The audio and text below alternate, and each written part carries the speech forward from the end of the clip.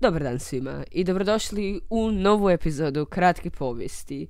U današnjoj epizodi kratko, brzo, ali definitivno jako efikasno proći ćemo kroz povijest ranosrednjovjekovnog Hrvatskog kraljevstva. Od našeg prvog kralja Tomislava pa sve do Pakte Konvente u 11. stoljeću. Sad, Tomislav bio je najsnažniji vladar narodne dinastije, ali njega su pratili oskudni izvori. O tome nešto smo malo bili pričali u zadnjem videu, kako zapravo postoje mnoge teorije o tome da Tomislav uopće nije postojao. Ni na jednom spomeniku nije urezano njegovo ime, a ostaci crkava nasvjedoče o graditeljskoj djelatnosti njegovih ljudi. Suvremenici su mu posvetili samo nekoliko rečenica, te Konstantin VII Porfirogenet piše o Tomislavu. U 12. stoljeću o njemu piše Grgor iz Bara, a u narednom stoljeću usput ga spominje splitski arhidžakon i povjesničar Toma. Nedostatak vrela, odnosno izvora, naveo je neke povjesničare da se pitaju je li Tomislav uopće postojao, a ako je postojao, je li njegova kraljevska titula historiografska pogreška. Znači, definitivno je vrlo zanimljivo razmišljati o Tomislavu na ovaj način. Kao što možete vidjeti, ni ja u svojoj prezentaciji nisam uspio pronaći niti jednu sliku kralja Tomislava, odnosno niti jedan spomenik kralja Tomislava. Ovaj s lijeve strane je kip Grgora Ninskog, a sa desne strane je moderna slika kralja Tomislava. Poraživši Mađare, Tomislav je zavladao područjem Donje Panonskih kneževine, a Bizant mu je nakon spomenute vojne intervencije protiv Bugara povjerio upravo nad dalmatinskim gradovima u kojima je živjelo romansko stanovništvo, te mu donijelo titulu konzula. Nakon tih uspjeha Tomislavov se ugled povećao i papa Ivan X u pismu iz 925. godine naziva ga kraljem. Papa je bio zainteresiran za uspostavu jedinstvene crkvene pokrajine, odnosno metropolije, iz koje bi misionari djelovali na zemlje koje se udaljavaju od Rima i približavaju Carigradu. Za hrvatskog metropolita natjecala su se 3 kandidata. Ninski biskup Grgur, koji je nama valjda svima najpoznatiji kao Grgur Ninski, i kojeg možete vidjeti na ovoj slici. To je zapravo kip Grgora Ninskog, našeg ultra popularnog hrvatskog kipara Ivana Meštrovića. Osim njega natjecali su se još i zadarski biskup Formin i splitski biskup Ivan. Papa je poslao izaslanike da ispitaju stanje i nakon njihova povratka u Rim u Splitu je godine 925. sazvan prvi crkveni sabor.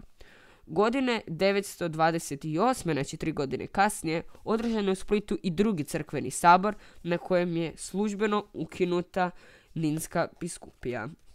Znači, Ninska biskupija koja je zapravo baš zbog svojeg užasno, a ja ću se izraziti agresivnog i zahtjevnog biskupa Grgura, se našla na meti ove druge dvije biskupije koje su se mogle ujediniti na kraju protiv nje.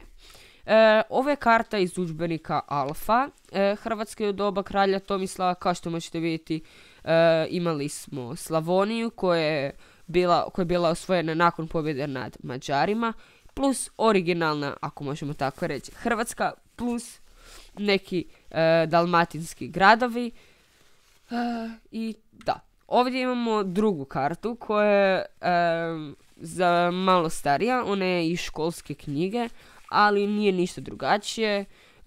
Gore lijevo imamo Franke, odnosno Karantaniju, ovo plavo je Ugarska, smeđe Bugarska, dole u desnom kutu ova siva je Raška, odnosno Srbija. Ok, sljedeći hrvatski kralj koji moramo pričati, koji je stvarno jako bitan za našu povijest, je Stjepan Dršislav. Ali prije njega bitno moramo spomenuti nekoliko hrvatskih vladara koji su došli prije njega, a oni su bili Trpimir II i Krešimir I. Oni su uspjeli sačuvati snagu Tomislavove države, što kao što ste vidjeli i kroz povijest nije bilo toliko često da se uspije zadržati snaga nakon nekog ultrapopularnog vladara. Hrvatsku su zahvatile dinastijske borbe i moć je hrvatskog vladara oslabljala. Znači, sad već očekivano. To su iskoristile Venecija i Srbija. Venecija je nastojala primiriti Neretvane, no i taj put neuspješno, a srpski knez osvojio dio Bosne i dio Neretvanske kneževine. Miroslava je s vlasti sklonio Pribina, prvi poznati hrvatski ban, i na prestolje doveo Mihajla Krešimira II, brata Krešimira I. Nakon smrti Mihajla Krešimira II, regentkinju malodobnog sina Stjepana Držislava bila je njegova majka kraljica Jelena. Zapamtite si nju, ultra popularna hrvatska kraljica. Ona je dala u Solinu sagraditi crkvu Svetog Stjepana, grobnicu hrvatskih kraljeva i crkvu Svete Marije na Gospinu otoku, krunidbenu baziliku. To krunidbena bazilika zapravo znači, misli se da će se od sada tamo kruniti hrvatski vladari. Stjepan Držislav vratio je Hrvatskoj izgubljena područja, a njegovo međunarodno djelovanje vratilo Hrvatskoj izgubljen ugled. Kada je makedonski velikaš Samuilo, o kojem smo bili pričali u videu o Bizantu, ugrozio Bizant, potporu Bizanta dao je hrvatski vladar. Za iskazanu vjernost, car Bazilije II povjerava mu Dalmaciju, šalje znakove kraljevske časti, titulu eparha i patricija, te mu priznaje gospodarstvo nad kraljevstvom Hrvatske i Dalmacije. Stjepan Držislav tako je bio prvi hrvatski vladar koji je primio znakove kraljevske vlasti. I što je sad to zapravo značilo za nas, Hrvate, u teoriji? To je značilo da je po prvi put Hrvatska baš imala svoje kraljevstvo. Znači, nije da smo bili pod nečim nadzorom, da je to zapravo bilo nečije drugo, pa su samo Hrvati tamo vadili. Ne. Po prvi put, znači nakon Stjepana Držislava, odnosno za vrijeme Stjepana Držislava, imamo Hrvatsko kraljevstvo. I sad, prije nego što krenemo na Petra Krešimira, trebamo razjasniti da, kao i sa Tomislavom, nakon velikog kralja, dolaze one dinastijske borbe. Isto tako se dogodilo i sa Stjepanom Držislavom. 3 braće koji su nam bitna, a to su Svetoslav Suronja, Krešimir III i Gojislav. Užasno su se često borili i na taj način su jako slabili Hrvatsku. Još gore, i Bizant i Venecija, koju u Veneciju u to vrijeme vodio mletački dušt Petar Orseolo, oslabili su Hrvatsku i zauzeli Dalmaciju, odnosno dalmatinsku i jadransku obalu. Ok, i sad dolazimo do Petra Krešimira IV, koji zapravo na vlast dolazi u vrlo teškoj situaciji. Hrvatski su se vladari tijekom čitavog ranog srednjeg vijeka nastojali domoći dalmatinskih gradova, kako bi svoju vlast protekli na čitavu obalu. Koliko su tome imali uspjeha, teško je reći, ali je sigurno da je njihov pritisak na dalmatinske gradove bio stalan. Samo pitanje vlasti hrvatskih vladara u dalmatinskim gradovima nije toliko važno koliko proces njihove kroatizacije. Znači, ovo je zapravo prvi put da mi čujemo za proces koji se zove kroatizacija. Sigurno ste do sad već čuli i germanifikacija ili skraćeno germanizam, odnosno germinicija, čak ima nekim knjigama romanizacija, ali evo, sad se spominje čak i kroatizacija. Prožimanje gradova i njihovog zaleđa započelo je već nakon hrvatskog doseljenja. Trajalo je čitavo spomenuto razdoblje. To je prožimanje u 11. stoljeću već toliko izraženo da bez obzira na političku vlast, gradovi i njihovo hrvatsko zaleđe čine jednu kulturnu cjelinu. Kako bi ojačao svoje pozicije na Jadranu, hrvatski kralj Petar Krešimir IV puno je pažnje posvetio jačanju dotad manje važnih hrvatskih naselja na obali. Riječ je o gradovima Biogradu i Šibeniku, koji su od sredine 11. stoljeća dobivali prava gradska obilježja i postaju ravnopravni ostalim dalmatinskim gradovima, čime je hrvatski utjecaj na obali još više ojačao. Što će Petar Krešimir IV okruniti sjedinjenjem obale i zaleđa u jednu političku cjelinu pod vlašću hrvatskih vladara. Krešimirova titula, kralj Hrvatske i Dalmacije, jasno upućuje na takav zaključak, a njegova isprava u kojoj Jadransko more naziva našim Dalmatinskim morem, što na latinski mi prevodimo Mare Nostrum Dalmaticum, gdje mare znači more, nostrum naše i Dalmaticum naravno dalmatinsko, svjedoči o njegovoj jadranskoj orijentaciji, te o važnosti mora i obale za Hrvatsku. To će političko sjedinjenje omogućiti još brže kroatiziranje dalmatinskih gradova. Nama je zapravo i danas u povijesti poznato da je Hrvatskoj jako, jako bitna bila baš ta naša obala. I sad na ovoj predivnoj karti, koja zapravo nema baš toliko previše detalja, možete vidjeti područje Hrvatske, odnosno Hrvatsku, u vrijeme Petra Krešimira IV. Za vrijeme Petra Krešimira IV. Hrvatska ima svoju najveću površinu. I to baš zahvaljujući ovim dijelovima današnje Bosne koji su se pripojili na miran način Hrvatskoj. Petar Krešimir je poznat da, baš kažem, za njegove vladavine Hrvatska je bila najveća, ali on je uspio taj opseg, odnosno tu površinu, oprostite, dostići bez jedne prolivene kapljice krvi. Tako se kaže, ali naravno bilo je tu nekih sukoba, ali većinu toga je uspio na zanimljiv i predivan način jednostavno povezati i stvoriti. Za njegove vladavine u Hrvatskoj je pripojena i Neretvanska kneževina. To je jedne godine bilo natjecanje na povijesti, pa samo tako da znate.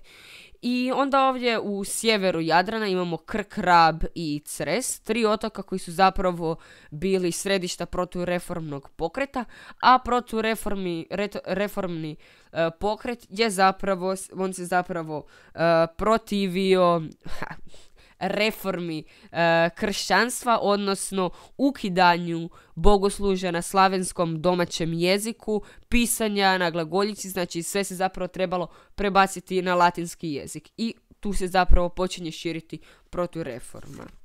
Sad na sljedećem slajdu, malo su ovi slajdovi ovako slabiji sa slikama jer, kažem, nemamo baš previše izvora za hrvatsku povijest, nažalost, u ovom razdoblju, makar mi se volimo pohvaliti, da, svaki vladar je imao svoj kamen, no mogu li nam to stvarno biti pouzdani izvori, to je teško procijeniti.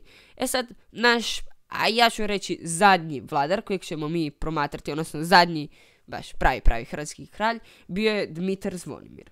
On je godine 1076. na prestolje se popeo Krešimirov suvladar Zvonimir. Zvonimira je podržavala mađarska dinastija Arpadovići. To nam je vrlo, vrlo bitno. Jer je njegova žena Jelena bila sestra mađarskog kralja Ladislava Arpadovića. Arpadovići su se zapravo željeli ženidbenim vezama domaćih hrvatskog prestolja, što će postići jasno nakon Zvonimirove smrti. Presudnu ulogu u Zvonimirovu stupanju na hrvatsko prijestolje odigrao je papa Grgur VII. Kako bi učvrstio crkvene reforme na istočnoj Jadranskoj obali, on je trebao pouzdanu i vjernu osobu koja će te reforme provesti u djelo. Takvu osobu pronašao je upravo u Zvonimiru. Početkom listopada 1076. u Hrvatskoj je stigao papin izaslanik Gebizon, o čemu nas izvještava Zvonimirova krunidbena zavjernica. Nakon što ga je puk na općenarodnom skupu prihvatio za vladara, Gebizon je Zvonimira okrunio za hrvatskog i dalmatinskog kralja u crkvi Svetog Petra i Mojsija u Solinu. Zvonimir je od Gebizona primio papine darove, krunu, žezlo i mač, simbole kraljevske vlasti, te papinsku zastavu kao znak svoje vjernosti papi. Za uzvrat je papi darovao samostan Svetog Grgura u Vrani, te se obvezao da će mu, odnosno misli se na papu, godišnje plaćati 200 bizantskih zlatnika. Na ovom sljedećem slajdu, znači zapravo ova tu slika je slika krunidbe kralja Zvonimira, a na ova dva slajda imate Bašćansku ploču. Ovdje vam je čak ispisan i kratki tekst Bašćanske ploče koji se često zna naći u testovima iz povijesti, baš kao povijesni izvor koji se treba protumačiti. I osim toga ovdje je crkva Svetog Petra i Mojsija u Solinu. I za kraj ostao nam je još dolazak Arpadovića na hrvatsko prijestolje. Znači, sad ćemo malo zapravo ući u, moglo bi se čak reći i fikcionalnu povijest Hrvatske, jer ponovno, za ovo razdoblje ne postoji mnogo izvora. Jedini pravi izvor koji mi smatramo za ovo doba je Pacta Conventa, koji, pa sad, evo, kao što i sami možda znate, se zapravo debatira je li on uopće iz 12. stoljeća, znači iz 1102. godine. Zvonimir je oženjen mađarskom princezom Jelenom. To je dalo pravo njezinu bratu, mađarskom kralju Ladislavu Arpadoviću, da nakon Zvonimirove smrti intervira u Hrvatskoj. Godine 1091. u svojoj Slavoniji za slavonskog vladara postavio nečaka Almoša.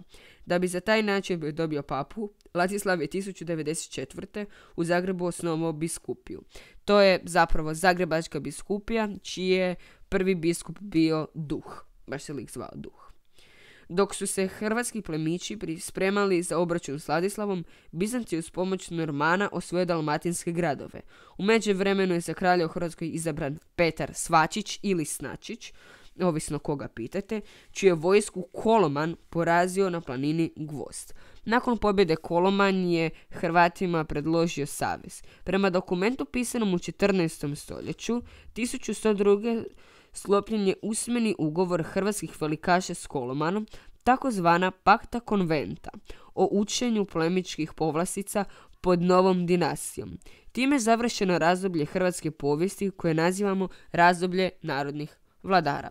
I ovdje imate još jednu super kartu Hrvatske u 11. stoljeću koja zapravo pokazuje nažalost kako je Hrvatska od one ogromne države za vrijeme Petra Krešimira sada polako počela padati. Definitivno Ugarska se ovdje jako puno digla, ali imamo i novu državu koja se razvila, a to je bila srednjovjekovna Bosna, o kojoj ćemo, ja se nadam, u nekom od kasnijih videa.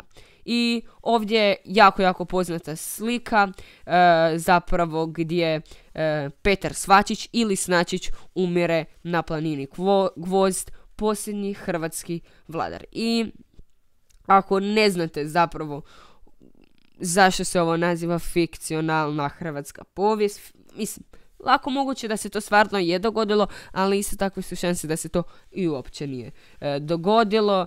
Navodno smo mi Hrvati bili prokleti time da više nikad u povijesti nećemo imati hrvatskog vladara i ovo uistinu stvarno je bio zadnji hrvatski kralj. Imamo danas predsjednik i samostalnu državu, ali vladar nacionalni iz naše nacionalne dinastije više nismo imali. I to je zapravo kraj današnjeg videa, današnje prezentacije. Nadam se da su uživali. Normalno ostavite like i pretplatite se.